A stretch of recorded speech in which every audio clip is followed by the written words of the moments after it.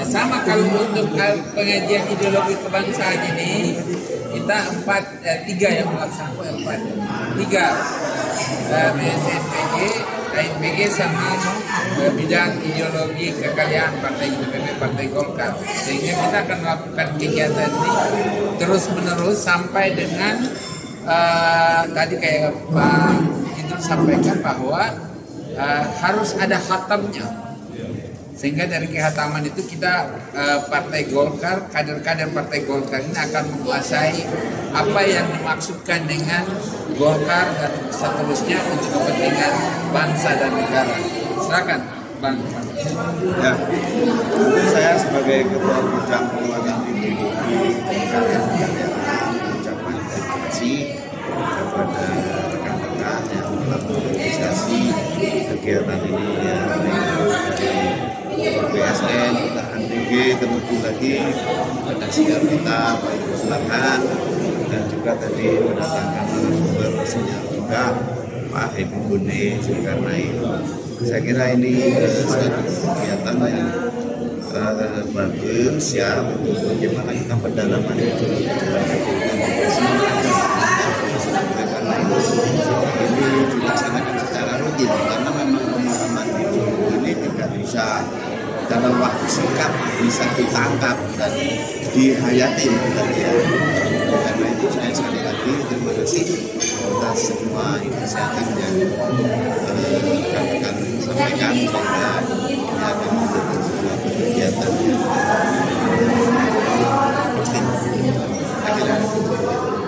Oke, jadi gini ya, mengapa pengajian ideologi ini sangat penting bagi kita semua, bukan hanya Golkar.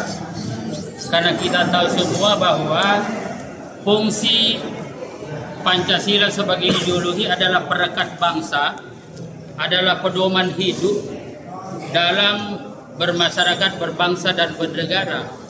Dan oleh karena itu jangan salahkan apabila ada orang membuat satu prediksi ke depan bahwa Indonesia ini adalah negara besar, terdiri dari berbagai suku, berbagai agama, dan macam-macam keragaman lainnya. Ini pasti akan terganggu kalau Pancasila sebagai ideologi, sebagai pedoman, itu tidak dapat berfungsi secara efektif. Dan oleh karena itu, sekali lagi jangan salahkan kalau ada orang memprediksikan bahwa masa depan Indonesia akan suram, bahkan akan terganggu disintegrasi bangsa ketika Pancasila tidak lagi berfungsi sebagai ideologi negara, falsafah bangsa, pedoman hidup berbangsa dan bernegara, dan sekaligus menjadi perekat.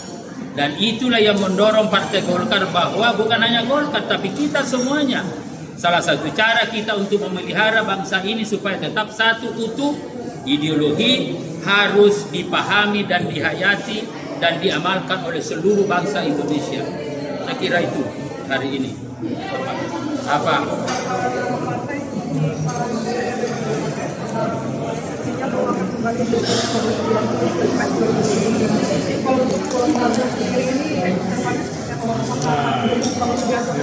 Oh, jadi gini. Jadi Partai Golkar tadi persis juga saya singgung bahwa sebenarnya sinyal untuk memberikan dukungan kepada Prabowo pada periode selanjutnya sejak dari awal Ketua Umum Bung Bahlil Lahadalia sudah memberikan sinyal itu.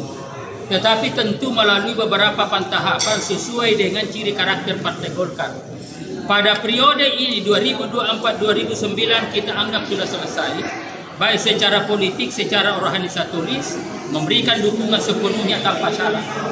Nah, bagaimana selanjutnya? Dukungan yang kita berikan selanjutnya adalah bagaimana agar supaya kepemimpinan Prabowo pada periode ini sukses. Caranya bagaimana? Memberikan dukungan konseptual, yaitu menjadikan Astacita sebagai gerakan pembangunan di segala bidang.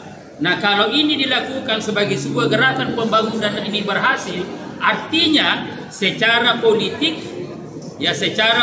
Partai Golkar telah menyiapkan eskalator politik yang akan mengantarkan Prabowo pada periode selanjutnya. Sehingga kalau dia menjadi eskalator politik, pembangunan sukses, maka pasti rakyat akan memberikan dukungan sepenuhnya. Dan pada saat itu Golkar, bagi Golkar suara rakyat adalah suara Golkar, tidak ada jalan lain kecuali memberikan dukungan sepenuhnya kepada Prabowo pada periode selanjutnya sesuai dengan aspirasi rakyat.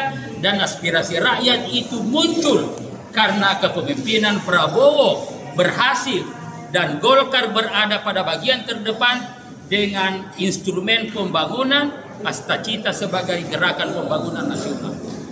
Ini selesai jadi